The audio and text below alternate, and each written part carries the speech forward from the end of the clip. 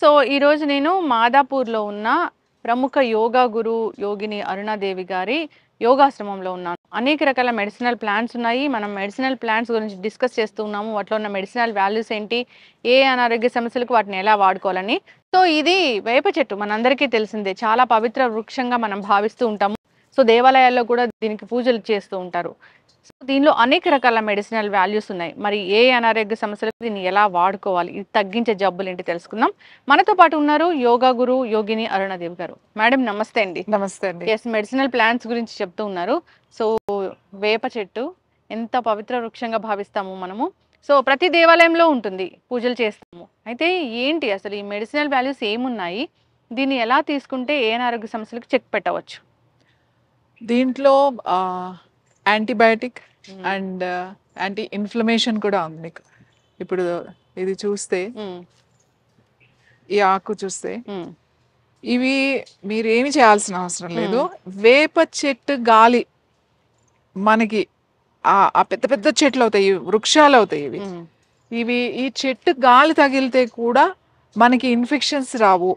అలాగే మనకి skin infections కానీ, తొందరగా లంగ్స్ ఇన్ఫెక్షన్స్ కానీ అట్లాంటివి చాలా తొందరగా రాకుండా ఉంటాయి. వేప చెట్టు చాలా చాలా మంచిది మాట. వేప చెట్టు, వేప చెట్టుని ఎన్ని విధాలుగా ఉపయోగించి అన్ని విధాలుగా ఉపయోగించి, వేరు నుంచి వేప కాయలు వస్తాయి మనకి, వేప పువ్వు వస్తుంది. వేప పువ్వు ఇప్పుడు సీజన్ కాదు, మనకు ఉగాదికి అయితే మంచి పువ్వు వస్తుంది. ఆ పువ్వు కూడా మనకి ఉపయోగపడుతుంది. ఆ పువ్వు కూడా మనం బాగా సీజన్ లో ఆ పువ్వు కనుక తీసుకుని దాన్ని కాస్త నీడలో బాగా ఆరబెట్టేసి డ్రై అయిపోయిన తర్వాత ఒక గ్లాస్ బాటిల్లో పెట్టుకుని, ఎప్పుడైనా ఏదైనా ఫీవర్ వచ్చి, లేకపోతే ఇన్ఫ్లమేషన్ అంటాం కదా, కాళ్ళు వాయడం, లేకపోతే సర్క్యులేషన్ సరిగ్గా అవ్వక ఈ కాఫ్ మజిల్స్ అవి వాస్తాయి, కాళ్ళు అవి ఉబ్బుతాయి, చేతులు అవి ఉబ్బుతాయి. ఎందుకో ఉబ్బునియో తెలియదండి, ఉబ్బుతాయి అప్పుడప్పుడు అంటారు.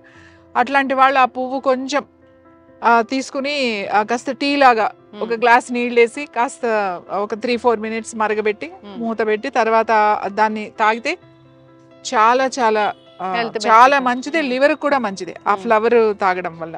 అంటే లివర్ డిటాక్స్ అవుతుంది. అట్లా డిటాక్స్ అవడం కన్నా కూడా లివర్ కు అంటే లివర్ సక్రమంగా పనిచేయడానికి కూడా అది ఉపయోగపడుతుంది, మెరుగుపడుతుంది. ముఖ్యంగా ఈ వాటర్ లోపల ఉన్న ఎక్సెస్ వాటర్ ఏదైనా ఉంటే కూడా అది మనల్ని డ్రైన్ చేస్తుంది, తగ్గిస్తుంది. ఏది పువ్వు చెప్తున్నా నేను. ఇది అన్నిటికీ మంచిది, స్కిన్ కి మంచిది.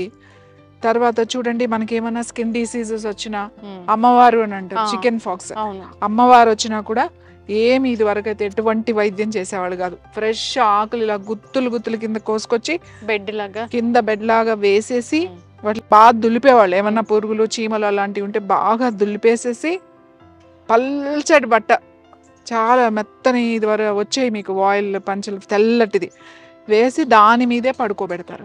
ఈ ఆకుల్ని ప్రతిరోజు మార్చేస్తారు. ఇవాళ పెట్టిన ఆకులు మళ్ళీ తీసి పడేసి మళ్ళీ ఫ్రెష్ ఆకులు తీసుకొచ్చి పెడతారు. పెట్టి ఫుడ్ సాలిడ్ ఆయిల్ లేకుండా, ఎట్లా ఏమి లేకుండా బాయిల్ చేసిన బీరకాయ, పత్యం అంటారు కదా, బీరకాయ, పొట్లకాయ, సొరకాయ అట్లాంటి కూరగాయలు ఉడకబెట్టి వాళ్ళకి మజ్జిగన్నం ఇస్తారు. అంతే ట్రీట్మెంట్. అది ఎలా అయినా 10 రోజులు 15 రోజులు ఉంటుంది. క్లీన్ గా ఉంచుతారు అన్నమాట. సో ఇదే వైద్యం, ఇంతకు మించి వైద్యం అనేది ఉండేది కాదు. ఇంకా వచ్చినప్పుడు కళ్ళు రోజు ప్రొద్దున్నే కొంచెం ఒక చిన్న కప్పు ఫ్రెష్ కళ్ళు, తాటి కళ్ళు తాగిపిస్తారు. ఎందుకు అనంటే కూల్ అవుతుంది బాడీ అంతా కూడా, కూల్ అయ్యి ఏమైనా ఇన్ఫెక్షన్స్ కూడా తగ్గిస్తుంది, ఆ వేడి తగ్గిస్తుంది. వాళ్ళకి లోపల నుంచి మంట, అవన్నీ పుండ్లు పడిపోయి మంటగా ఉంటుంది. అమ్మవారు శాంతిస్తుంది అమ్మవారు అని చెప్పేసేసి ఎందుకంటారంటే యాక్చువల్లీ కూల్ అవుతుంది. కూల్ అయ్యి వాళ్ళకి హాయిగా కాస్త రెస్ట్లో నిద్రపోతారు. సో అది తాగిపిస్తారు ఈ వేపాకులు. ఇంకా మనం క్లెన్జింగ్ కోసం ప్రతిరోజు మన బాడీ క్లెన్స్ అవ్వాలంటే వీటిల్లో మనం ఏం చేయాలంటే, ఈ ఆకులు మంచిగా ఆకులు ఇట్లా, ఈ ఆకులు ఉంటాయి కదా, ఒట్టి ఆకులు ఇట్లా, ఈ ఆకులు తీసుకుని పచ్చి కడిగేసిన తర్వాత ఈ పచ్చి కొంచెం చిన్న రోల్ పెట్టుకుని నూరుకోవాలి. పచ్చి పసుపు కొమ్మలు ఉంటాయి కదా, ఇప్పుడు సపోజ్ ఇన్ని ఆకులు అనుకోండి, ఇన్ని ఆకులు ఎంత అవుతుంది, ఒక చిన్న బాల్ అవుతుంది. ఒక గుప్పుడు ఆకులు వేసుకుని ఇంత ఒక 2 ఇంచులు పచ్చి పసుపు కొమ్మ దొరుకుతుంది కదా, 2 ఇంచులు పచ్చి పసుపు కొమ్మ వేసుకుని కొంచెం దంచేసేయాలి. మిక్సీలో వేయకండి, మిక్సీలో వేస్తే మరీ మెత్తగా అయిపోతుంది అన్నమాట. అది అలా కాకుండా మన రోట్లో గట్టిగా ఇట్లా దంచితే కొంచెం గట్టిగా వస్తుంది. చిన్న చిన్న ఆకులు ఉన్నా గట్టిగా వస్తుంది అన్నమాట. దాన్ని ఏం చేయాలంటే చిన్న చిన్న కుంకుడికాయ గింజలు అంతంత చిన్న చిన్న బాల్స్ చేసుకుని ప్లేట్లో పెట్టేసేసుకుని ఎండలో పెట్టేసేయండి. ఎండలో పెట్టేస్తే ఏమవుతాయంటే అది గట్టి పడతాయి. అవి ఆరిన తర్వాత అవి తీసుకుని ఒక గాజు సీసాలో వేసుకోండి. వేసుకుని పెట్టుకుని ఎప్పుడైనా క్లెన్స్ చేసుకోవాలి లేదా రోజు ఒక నెల రోజులు ఒక 40 రోజు మండలం అలా పెట్టుకుని రోజు పొద్దున్నే లేవగానే ఒక బాల్ వాటర్ ఇంటేక్ వేసేసుకుని ఒక గ్లాస్ వాటర్ తాగేసేయండి. సో చాలా బాగుంటుంది ఇది. మేము ఇప్పుడు యోగాలో ఎవరు జాయిన్ అయినా కూడా ఇది చేయండి అని చెప్తామట. క్లెన్స్ అవుతుంది మీకు బాడీలో మీకు మనకి యాంటీబయాటిక్ అవసరం లేకుండా ఇది పనిచేస్తూ ఉంటుంది. అప్పుడప్పుడు మీరు ఒక నెల రోజులు అట్లా తీసుకుంటా ఉండండి. ఇయర్లో కనీసం ఒక 2 months ఇది తీసుకుంటా ఉంటే చాలా బాగా పనిచేస్తుంది. ఇంకా ఎక్కడైనా మనకి స్కిన్ మీద దెబ్బలు తగిలినప్పుడు అలర్జీ లాగా ఏ పుళ్ళు వచ్చినాయి లేకపోతే ఇట్లాంటివి వచ్చినప్పుడు స్కిన్ ప్రాబ్లమ్స్ ఉన్నప్పుడు ఈ ఆకులు తీసేసి పసుపు కొమ్మ ఇట్లా నూరేసి మంచిగా నలుగు ఎలా పెట్టుకుంటాం అలా బాగా నలుగు పెట్టుకుని స్నానం చేసేసారనుకోండి ఆ స్కిన్ మీద ఉన్న ఆ ఇది అంతా కూడా మీకు పోతుంది. ఆ అలర్జీ బాగా తగ్గుతుంది. ఒకసారి యాక్నేస్ వస్తాయి. అవి చీమ పసు ఉంటది లోపల కారుతూ ఉంటాయి. అట్లాంటప్పుడు ఇది పచ్చి పసుపు పేస్ట్ లాగా చేసుకుని ఈ ఆకు పచ్చి పసుపు పేస్ట్ లాగా తీసుకుని ఆ పేస్ట్ని ఎక్కడ యాక్నే ఉందో అక్కడే అట్లా అంటించి అలా వదిలేసేసి నైట్ అంతా లేదా ఒక 1 hour వదిలేసి తర్వాత క్లీన్ చేసుకోవాలి. సో అలా క్లీన్ చేసుకుంటే యాక్నే కూడా బాగా తగ్గుతుంది. అలాగే ఇది లోపలికి మాత్రలాగా ఎవరికైతే పింపుల్స్ ఉన్నాయో ఎవరికైతే యాక్నే ఉందో వాళ్ళు ఇవి ఉండలు చేసుకుని అలా ఇందాక చెప్పినట్టుగా ఎండబెట్టుకుని ఒక 40 రోజులు తీసుకుంటూ పైన ఆ పేస్ట్ లాగా చేసుకుని ఫ్రెష్ది అప్లై చేసుకుంటూ ఉంటే మీకు ఒక 40 రోజుల్లో చాలా మంచి రిజల్ట్ వస్తుంది. ఫేస్ కూడా చాలా క్లియర్ అవుతుంది. తర్వాత మనం బాగా అలసిపోయి వస్తాము, బాగా కష్టపడి వస్తాము, ఒళ్ళంతా కొంచెం అలసిపోయినట్టుంటుంది.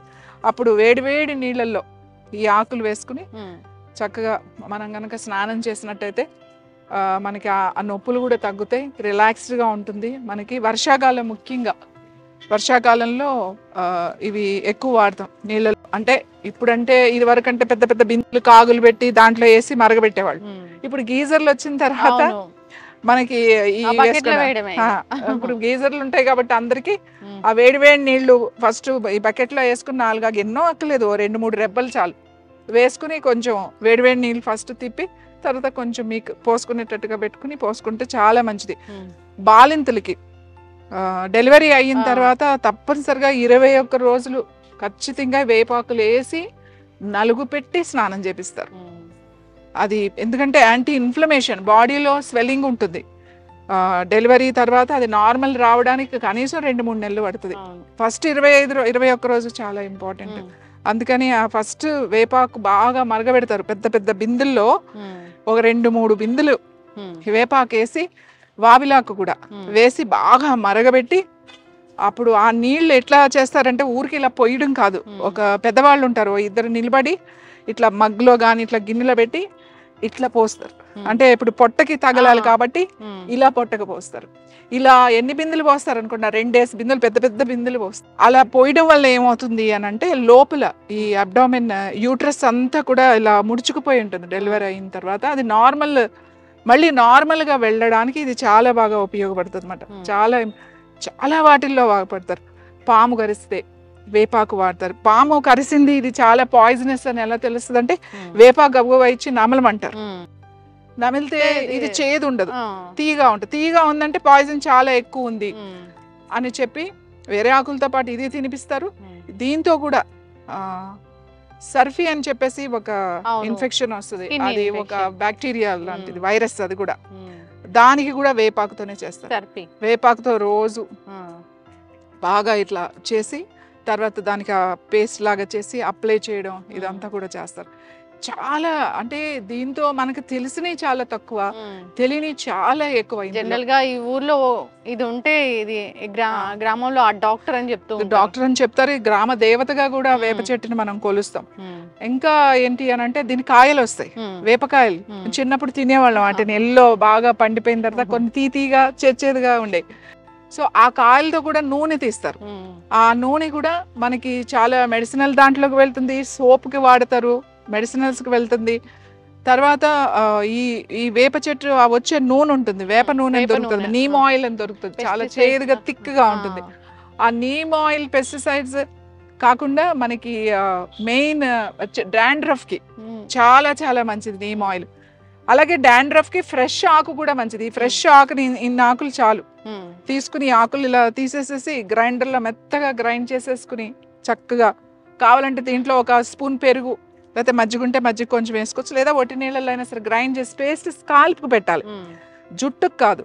ఈ రూట్ ఈ స్కాల్ప్ ఉంటుందిగా, ఈ చర్మానికి లోపల అంతా పట్టించేసి ఒక అరగంట ఆగి స్నానం చేశారంటే, వారానికి ఒకసారి చేశారంటే డాండ్రఫ్ కూడా పోతుంది. వేరే ఏం అవసరం లేదు, చాలా తొందరగా పోతుంది మీకు ఈ పేస్ట్.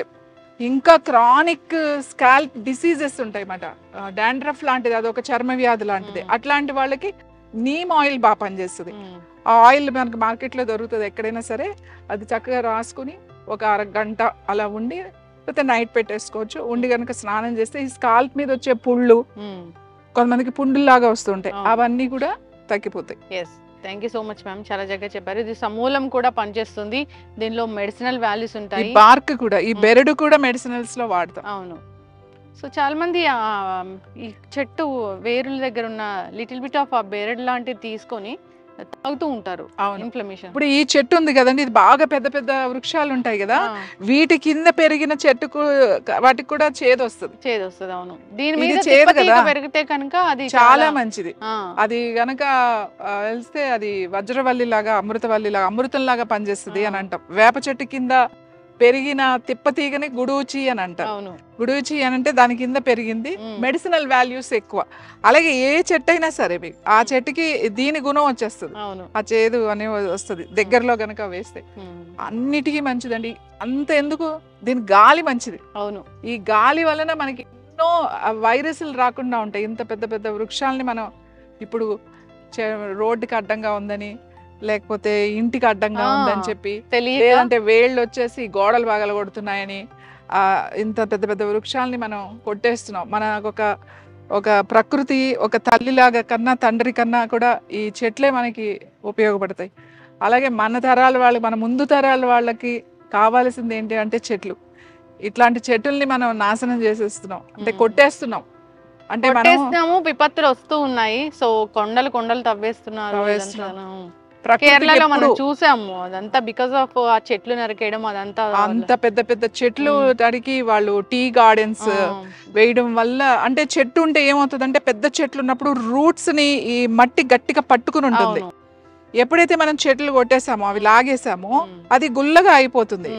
చిన్నదానికే ల్యాండ్ స్లైడ్ పైనుంచి పడిందంటే దాన్ని మనం ఏం ఆపలేము. పెద్ద పెద్ద వృక్షాలు ఉంటే అది ఆపగలిగే శక్తి, ఆ గ్రిప్ ఉంటుంది, రూట్స్ పట్టుకుని ఉంటాయి కదా, ఆ గ్రిప్ ఉంటుంది. చెట్లు చాలా మంచిది. మనం కావాలంటే చిన్న ఇళ్ళు కట్టుకుందాం, కావాలంటే ఎక్కువ మంది, అంటే ఎవరికి వాళ్ళే సెపరేషన్ వచ్చేసింది, ఎవరి ఫ్లాట్లు వాళ్ళకే, ఎవరు దానికే వచ్చేసరికి ఈ ఫ్లాట్ కల్చర్, అపార్ట్మెంట్ కల్చర్ ఎక్కువైపోయిన తర్వాత కొండలే కాదు, వృక్షాలే కాదు, ఏమీ కనబడకుండా ఒక కాంక్రీట్ జంగిల్ అయిపోతుంది. ఖచ్చితంగా మ్యామ్, చాలా చక్కగా చెప్పారు. ఇది మన ఊర్లో ఉందంటే నిజంగా ఒక డాక్టర్ ఉన్నట్లే, మీరు అన్నట్లుగా గ్రామ దేవతలాగా కొలుస్తారు. ఎంత పవిత్ర వృక్షంగా భావించకపోతే మన దేవాలయాల్లో పెంచుతూ ఉంటాము. మొత్తానికి సైంటిఫిక్ రీజన్ చాలానే ఉంది, అనారోగ్య సమస్యలను తగ్గిస్తుంది, వాడుకోవాలని కోరుకుందాం. అట్లాగే వాడుకోమన్నారు కదా అని చెట్లంతా దీన్ని అంతా కట్ చేసేసి అలా పాడు చేయొద్దు. సో మనం ఏదైనా చేస్తున్నామంటే మెడిసినల్ ప్రాపర్టీస్ అంటే ఆ విధంగానే వాడుకోవాలని కోరుకుందాం. చాలా చక్కటి ఇన్ఫర్మేషన్ అండి, ధన్యవాదాలు.